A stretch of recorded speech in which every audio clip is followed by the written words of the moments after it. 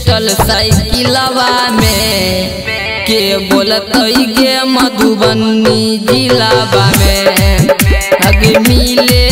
है कोस के पिस्टल साइकिलवा में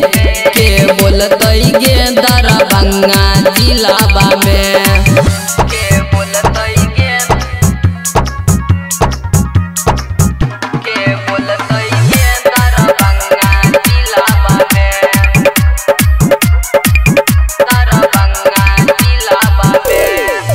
घेर ले तो के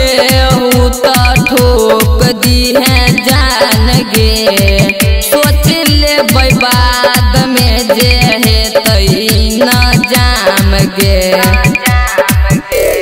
धाय धाय करिए मर्डर केस होके से लागे नहीं डरे गे थाना पुलिस के खरीद ले खरे खरे गे तो हमारे नाम के डंका बजा है बुरा महफिलवा जिलावा में के बोलत गे मधुबनी जिलावा में अगे मिले है कोस के पिस्टल साइकिलवा में के बोलत गे मधुबनी जिलावा में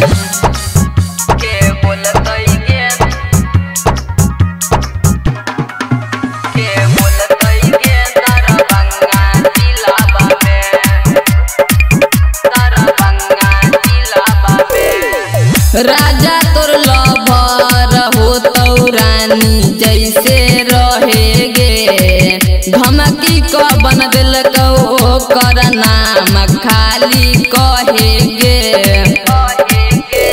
डाल दे बउए स्टोरी फोटो खींच के काटा के हमरे डर से छूट जे तो पसीना अच्छा अच्छा के राजा लोकेश के साथ छोड़ दे बनाई के रिलवा गे के बोलत गे मधुबनी जिलावा में अगे मिले है कोस के पिस्टल साइकिलवा में के बोलत गे मधुबनी जिलावा में।